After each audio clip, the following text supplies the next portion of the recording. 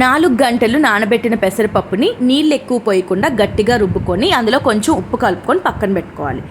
తర్వాత ఇందులోనే కొంచెం పిండిలో ఒక 4 స్పూన్ల బియ్యపిండి, 1 స్పూన్ పంచదార, కొంచెం వాటర్ పోసుకొని తోపు రెడీ చేసుకోవాలి. బూరె ముంచి వేయడానికి తోపు అనమాట. సో అది ఏ కన్సిస్టెన్సీ అంటే మేము పల్చగా చేసుకుంటాం, మీరు వేయలేరు అనుకుంటే కొంచెం చిక్కగా చేసుకోండి. ఇలాగ అయిపోయిన తర్వాత ఇందాక పక్కన పెట్టుకున్న ఇడ్లీ పిండితో, పెసరపప్పు ఇడ్లీ పిండితో పెసరపప్పు ఇడ్లీలు పెట్టుకుని అవి చల్లారిన తర్వాత ఇలా పొడిగా, ఎంత పొడిగా కుదిరితే అంత పొడిగా చేయాలి. కొబ్బరి కూడా వేయించి పెట్టుకోవాలి.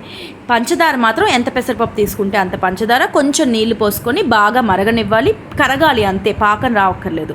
ఏలకల పొడి కూడా రెడీగా పెట్టుకొని అన్నీ వేపించిన కొబ్బరి, పంచదార, ఇందాక విడదీసిన ఇడ్లీలు, ఏలకల పొడి అన్నీ కలిపి ఇలా ఉండలు చుట్టుకొని బూరెలకి రెడీ పెట్టుకొని, తోపు కూడా రెడీగా పెట్టుకున్నాం కదా, మీడియం ఫ్లేమ్లో ఫ్రై చేసుకొని క్రిస్పీ కుడుము బూరె